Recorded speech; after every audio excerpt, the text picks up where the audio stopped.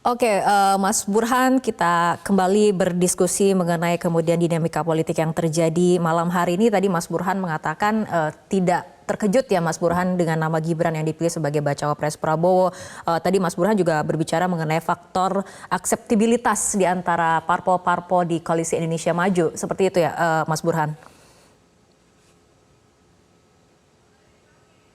Iya betul, jadi faktor elit penting karena dalam keputusan siapa yang menjadi cawapres Pak Prabowo harus disepakati oleh partai-partai pendukung dan Gibran langsung menempati opsi paling prioritas karena beliau putra presiden yang bisa diterima oleh semua partai pendukung Pak Prabowo.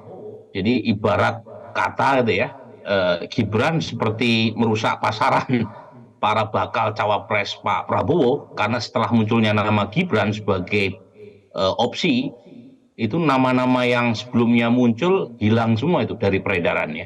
Erlangga Hartarto yang notabene ketua umum Partai Golkar pun mencawapreskan Gibran. Kemudian Erick Thohir, kemudian Hovifa Indar Parawansa, Yusril Ihza Mahendra ya, dengan segala rekam jejak dan karir serta pengalamannya, ya kalah sama Gibran meskipun Gibran baru 3 tahun sebagai wali kota.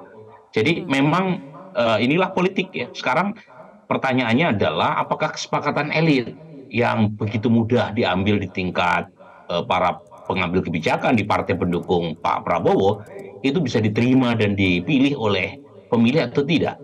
Karena yang menentukan hasil akhir Pilpres ini bukan para ketua umum partai. Yang menentukan adalah rakyat. Nah, Oke. kalau rakyat bisa memilih kesepakatan elit tadi, ya tentu akan berbuah pada kemenangan. Tetapi kalau kesepakatan elit hanya berhenti di tataran elit, tetapi basis masa partai yang bersangkutan, termasuk warga biasa tidak menerima, semulus apapun proses pengambilan keputusan di tingkat elit, itu akan mengalami kesulitan ketika dieksekusi di lapangan. Jadi ini semua ini jadi awal dari perjuangan partai pendukung Pak Prabowo untuk memenangkan Prabowo Gibran. Jadi bukan akhir ya, tetapi justru awal, dan awal dari perjuangan itu tidak mudah karena tadi saya sebut ya ada tantangan terutama untuk meyakinkan basis lama Pak Prabowo yang mungkin ya masih sulit menerima ketika misalnya Pak Prabowo memilih putra dari calon presiden yang dulu mereka tidak pilih di 2019.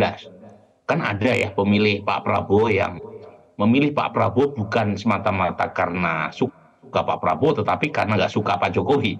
Nah sekarang mereka punya pilihan pendamping Pak Prabowo adalah Gibran. Jadi, nah kalau misalnya ada basis lama Pak Prabowo yang hengkang, harus dipastikan suara pendukung Pak Jokowi yang memilih Prabowo Gibran karena pilihan Pak Prabowo kepada anaknya itu harus lebih banyak.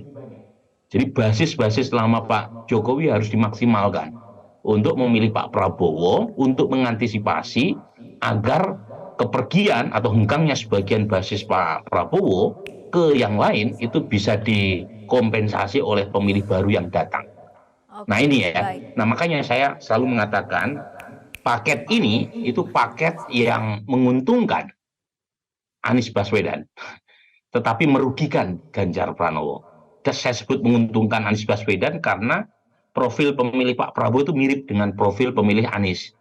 Jadi kalau misalnya ada sebagian pendukung Pak Prabowo yang kurang happy dengan pilihan cawapres Pak Prabowo, kemungkinan besar larinya ke Anies Baswedan. Tetapi hampir pasti ada basis Ganjar Pranowo yang tergerus oleh munculnya paket Gibran sebagai cawapres Pak Prabowo.